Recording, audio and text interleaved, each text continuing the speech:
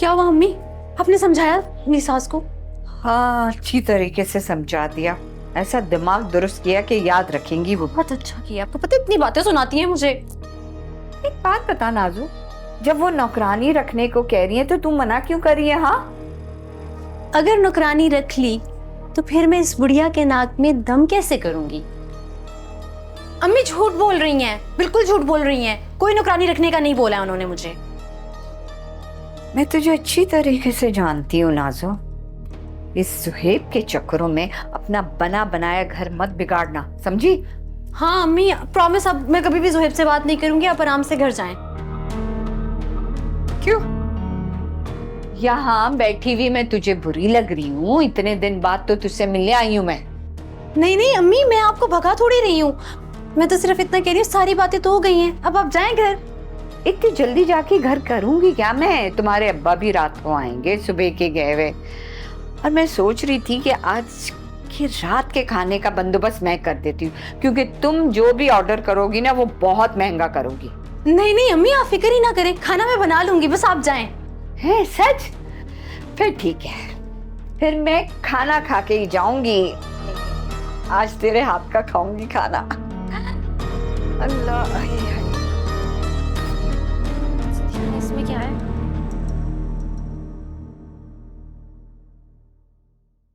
सुनो भाई, आते ही तुमने अपने रंग दिखाना शुरू कर दिए।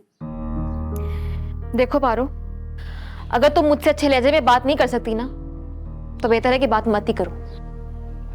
तो क्या अपना घर लुटवा दें? और वैसे भी तुम जैसी लड़की से बात करना भी कौन चाहता है? पर मेरी मजबूरी है ना, करना तो पड़ेगी। अब ये घर लुटवाने से क्या मुराद है? ज्यादा भोले बनने की जरूरत नहीं है परी।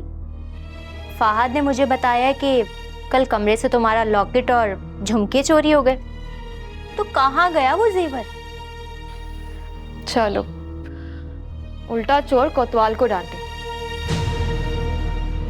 बजाय इसके कि मैं तुमसे पूछती, तुम तो मुझे से पूछ रही हो जैसे चोरी मैंने की हो। तो क्या हमने चोरी की है? अब्बू, अब्बू, जीती रहो बेटा, जीती रहो, सदा सुहागन रहो बेटा। अब्बू कैसे हैं अब आप? मैं अच्छा हूँ बेटा। फहद, आप दोनों एक साथ? तुम भी अजीब हो परी, अब्बू को इंतजार करने का कह दिया तुमने। मैंने तुम्हारे वॉइस मैसेज सुने तो मैंने इन्हें फोन किया कि आपको इंतजार करने की क्या जरूरत है, मैं घर जल्दी आ जाता हूँ। भाई ये मुझे पिक करके लेकर आए हैं, हालांकि मेरी तबीयत बहुत खराब थी। भाई शुक्रिया फहद मियां, अल्लाह का बहुत शुक्र है बेटा, मुझे इतना अच्छा दामाद मिला है, मैं तुम्हें बता नहीं सकता। आप आइए ना, अंदर चल के बैठ के बातें करते हैं। बेटा मैं ये चाह रहा हूँ, हम बैठ जाएंगे, तुम पहले अपने बुजुर्ग को बुला लो। मैं उनके सामने बेटा सारी बात करके ना अपने फर्ज से मैं बरी जिम्मा होना चाहता हूँ, फिर मुझे वापस भी तो जाना है बेटा। अरे बुजुर्गों से क्या काम पड़ गया आपको?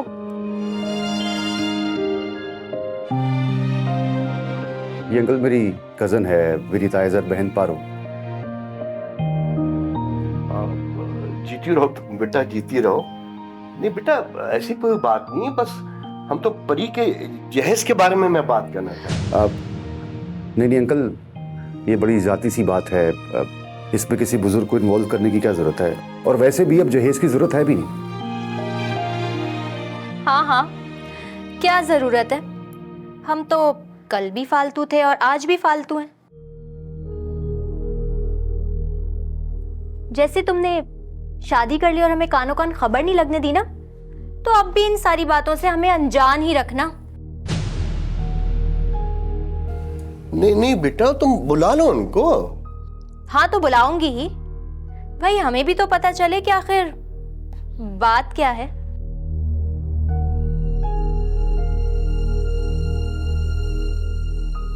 आदमी है ये, लड़की किस लहजे में बात कर रही है? तो तुम्हारी कोई बदमजी तो नहीं है इससे? नहीं अंकल, ऐसा कुछ नहीं है।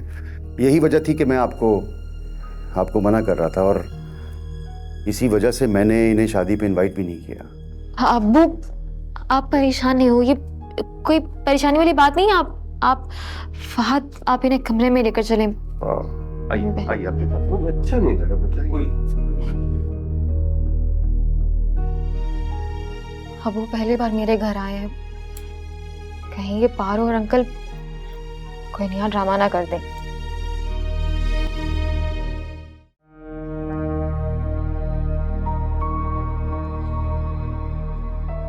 हाँ, ये नाजो का नंबर लग क्यों नहीं रहा है?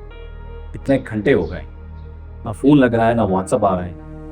तो मेरे नंबर पर व्हाट्सएप पे ब्लू टिक टॉक या डबल टिक भी नहीं हो, इसने मुझे तो से तो ब्लॉक ही कर दिया।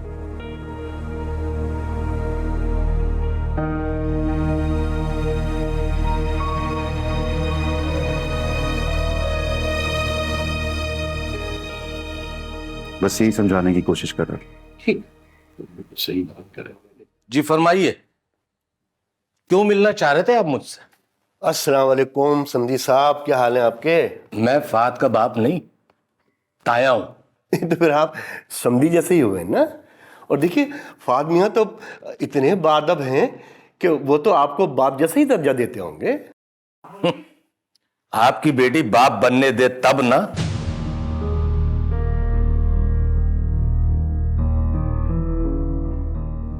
ताया जान प्लीज। मैं चाय लेकर आती। बस बस रहने दो, हमें नहीं पीनी कोई चाय शाय। हाँ बस रहने दो। बस मुझे सिर्फ ये बताइए कि आप क्यों मिलना चाह रहे थे और मसला क्या है? मसला कुछ नहीं है, असल में बात यह है कि मैंने जब परी की शादी की इमरजेंसी में, तो मैंने जहेज नहीं किया था। तब मैं कुछ पैसों का मैंने इंतजाम किया है और जतन करके उधार लेकर 3 लाख रुपए का इंतजाम किया, जो मैं फाद मियाँ को सलामी के तौर पे देना चाहता हूँ। अरे नहीं नहीं अंकल, मैं तो आपको पहले ही मना कर रहा था। मुझे कोई जरूरत नहीं है जहेज की या इन पैसों की। आपने अपनी खूबसूरत बेटी से मेरा निकाह किया है, आपने इसको मेरे हवाले किया है। मेरे देश से बड़ी और क्या बात होगी।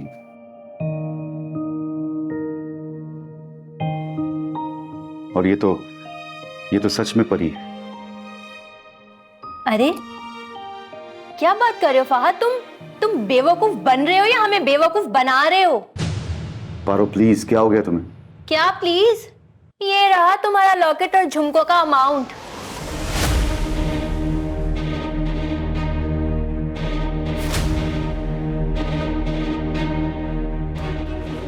ये कंगन लॉकेट? कुछ नहीं अब्बू, आप इनकी बातों पर ध्यान मत दें। अरे क्या कुछ नहीं? बाप भी एक्टर और बेटी भी एक्टर।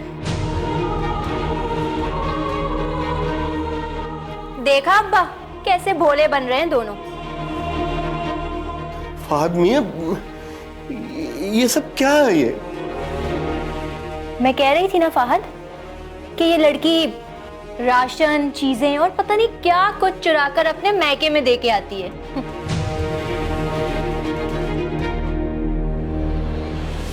पता है फहद, ये चोरी के जेवर के पैसे हैं जो जहेज के नाम पर दिए जा रहे हैं।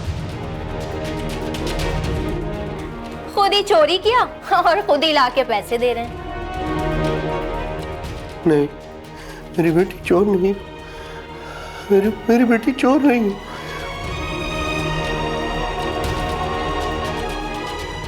अब ज्यादा भोले बनने की जरूरत नहीं है बड़े साहब। मेरी जो बेटी कह रही है ना, बिल्कुल ठीक कह रही है।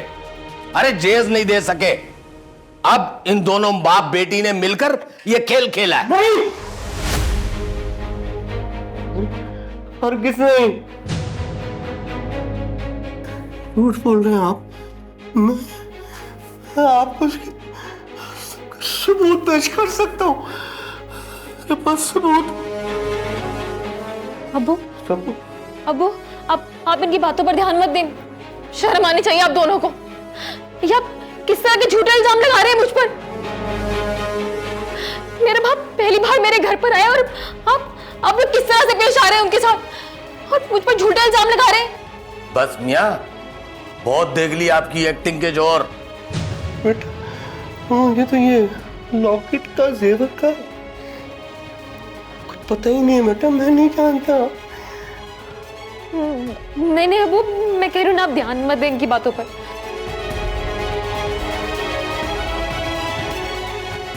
बेटा सच सिर्फ अल्लाह और मैं जानता हूं। मेरे साथ चलो बेटा। मैं बताना चाहता हूँ मैं कहाँ से पैसे लाया हूँ। अंकल आप ठीक तो हैं? क्या हो रहा है आप? अबू मुझे आपकी तबीयत ठीक नहीं लग। फहद, चल, इनके नए नाटक शुरू हो गए। ताईजान प्लीज बस कीजिए, जाइए आप लोग अपने रूम में। दो लो अब्बा, देख लो, इसे कहते हैं उल्टा चोर कोतवाल को डांटे। पारो, बकवास बंद करो, मैंने कहा। जाओ दोनों अपने रूम में, जाओ। ठीक है, जा रहे, मगर तुमसे बात मैं बाद में करूंगा।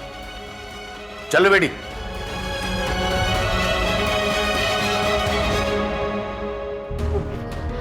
फहद, अबू की तबीयत ठीक नहीं लग रही है। आइए आपको हॉस्पिटल लेके चलते हैं। मैं भी साथ चलूंगी। तुम साथ मत जाओ, तुम एक काम करो, तुम जोहेब को फोन करो, अपनी अम्मी को फोन कर दो, उनके साथ आ जाना। आइए हाँ, आइए तकलीफ हो रही है। आइए, आप आइए, कुछ नहीं हुआ आपको। आइए, कुछ नहीं हुआ, आ जाइए।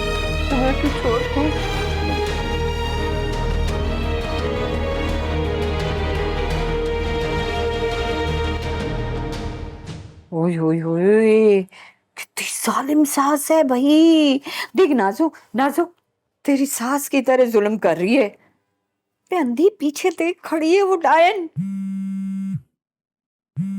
ना परी का क्यों फोन आया? तुम्हें मैंने मना किया था ना, आइंदा अम्मी के फोन पे कॉल मत करना। नाजो, अम्मी को फोन दो। नहीं देती। और सुबह मैंने मना किया था ना कि आइंदा अम्मी को शिकायत लगाई ना तो। नाजो, मैंने शिकायत करने के लिए फोन नहीं किया, अब्बू को हार्ट अटैक आया है। क्या क्या कब क्या हुआ? अब्बू मेरी तरफ आए हुए थे, उन्हें हार्ट अटैक आ गया। अभी फहद उन्हें हॉस्पिटल लेके गए हुए, मुझे साथ जाने नहीं दिया। तुम अम्मी को भेज दो प्लीज, मैं तुम्हें एड्रेस भेज रही हूँ। क्या हुआ नाजो? क्या दिखा? हेलो परी, है क्या कह रही थी परी? अम्मी, अब्बू को हार्ट अटैक आया है। हाय अल्लाह, हार्ट अटैक! मैं क्यों इतना परेशान हो रही हूँ? मैं तो यही चाहती थी कि वो निपटे। अब जब कुदरत साथ दे रही है तो। अम्मी क्या सोच रही हैं आप? चले मैं भी साथ चलती हूँ हॉस्पिटल। अब्बू पता नहीं कैसे होंगे। हाँ लेकिन नाजो पहले कुछ खा तो लें। तुमने इतना अच्छा खाना पकाया है। अब देखो अस्पताल में इधर से उधर दौड़ना पड़ेगा और क्या खबर वहाँ जाके हमें क्या सुनने को मिले, तो इससे बेहतर है ना कि खाना खा के ही चलते हैं। हाँ अम्मी कैसी बातें कर रही हैं? पता नहीं अब्बू किस हालत में, और आप तो खाने की पड़ी हुई है। मेरी तो भूख ही उड़ गई है। हाँ तुझे पता है ना कि मेरा बीपी कितना लो रहता है, और खाना नहीं खाऊंगी तो और लो हो जाएगा, और वहां जाकर अगर लो हो गया तो फिर क्या होगा? हाँ कम से कम कुछ अच्छा खा के तो जाएं घर से। हाँ ताकि ताकत आए हमें उस जो है ना, जो भी सिचुएशन है उसको देखने के लिए। हाँ खा के चलते हैं। हाँ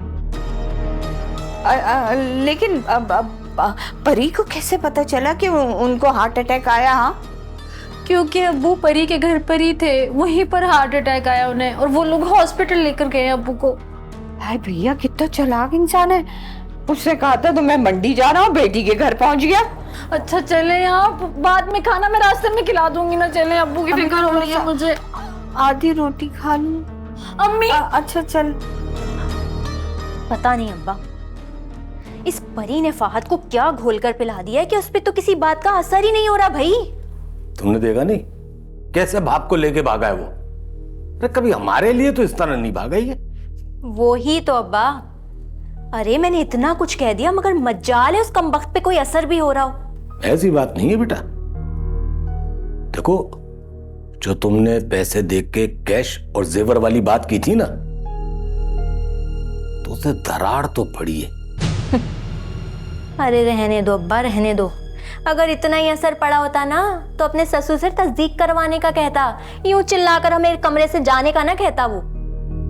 अरे उसके ससुर ने जो हार्ट अटैक का ड्रामा शुरू कर दिया था, अब बीवी की शर्मा हुजूरी में इतना तो करेगा वो। मगर एक बात बता दूं, मजबूत दीवार गिराने के लिए ना ताबड़तोड़ हमले करने पड़ते हैं। बेटा, अब तुम्हें फिक्र करने की जरूरत नहीं है। मैं इस दीवार पे इतने हमले करूंगा कि ये ढह कर रहेगी। खैर अब्बा, मुझे जो भी करना हुआ ना वो मैं करूंगी, और मैं ये परिणामी दीवार को गिरा कर ही दम लूंगी। जरूरी है।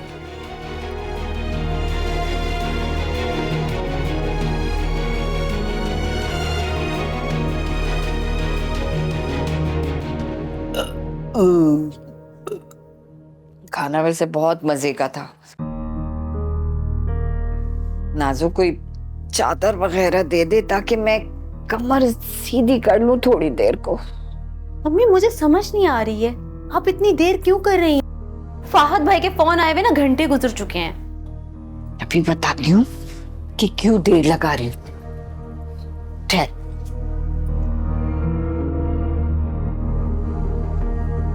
अब देख, सुनना। फहद बेटा, अभी डॉक्टर गया है, तो डॉक्टर के जाने के बाद मैं तुम्हें ये मैसेज कर रही हूँ। डॉक्टर ने अभी मुझे इंजेक्शन लगाया है और वो क्या कहते हैं, पेन किलर दिए। यकीन करो, जैसे ही अकील के हार्ट अटैक का मैंने सुना ना, तो मैं तो ऐसे बदहवास होकर भागने लगी, तो मेरा पैर ऐसा मुड़ा कि मैं धाड़े मार मार के रोने लगी।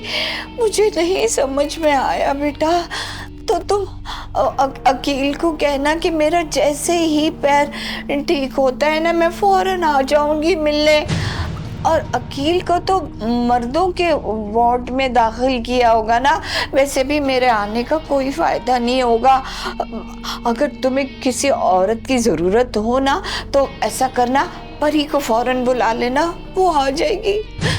बस बेटा, मैं क्या करूं, अपने पैरों की वजह से मजबूर हो गई, वरना मैं तो फौरन आ रही थी अकील के पास।